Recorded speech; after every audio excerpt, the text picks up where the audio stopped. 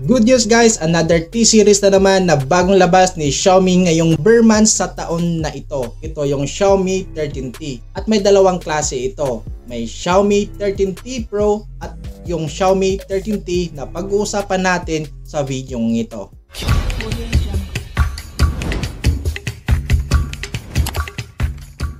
So ang hawak natin ngayon ay ang Xiaomi 13T na mayroong 12GB of RAM at 256GB storage. Meron din isang itong variant na 8GB of RAM, 256GB storage.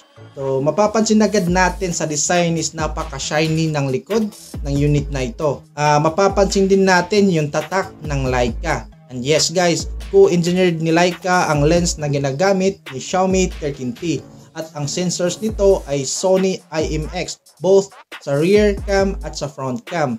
May dalawang malakas na speakers, nasa taas at nasa baba. USB Type-C na rin ito guys for charging port, at the same time pwede rin sa audio output. At sa screen display naman guys is nasa 6.67 inch Crystal Res AMOLED display. Napaka-crispy at napaka-vibrant ng display ng unit na ito. At ito naman yung resolution niya.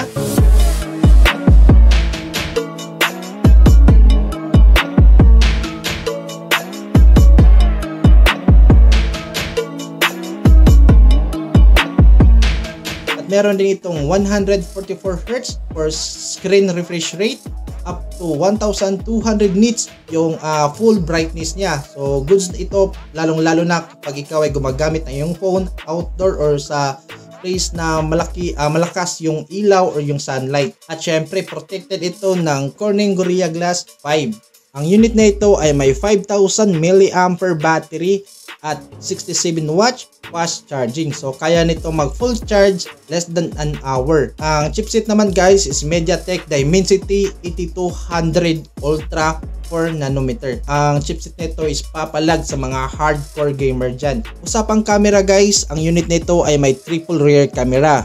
At take note, yun nga, ang unit nito, ang lens ng unit na ito is co-engineered with Leica. 50MP para sa main camera, 50MP rin para sa telephoto lens na mayroong 2x optical zoom, 13 megapixels naman para sa ultra wide. Yun, so sa selfie camera naman ay meron itong 20 megapixels.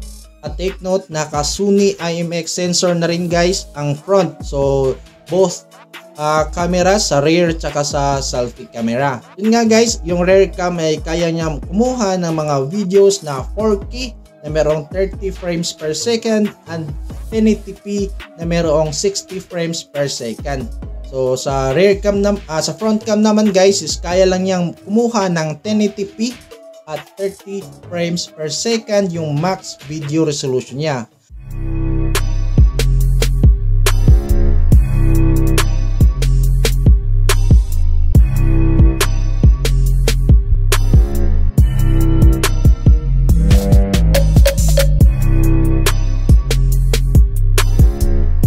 Maraming din itong mga features katulad ng slow motion, short film, etc. So isa sa mga napansin ko is meron na rin itong teleprompter. So which is napaka useful for us na nagko-content.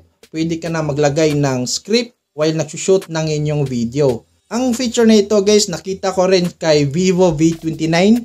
So meron ding teleprompter which is napaka useful para sa akin na nagsushoot ng mga videos o gumagawa ng content dito online. Yun lang mga kapwede-tech, for as of this recording, wala pang official price na nilabas si Xiaomi para sa unit na ito, pero kung meron mang updated price, syempre i-update ko kayo kung merong official price para sa Xiaomi 13T.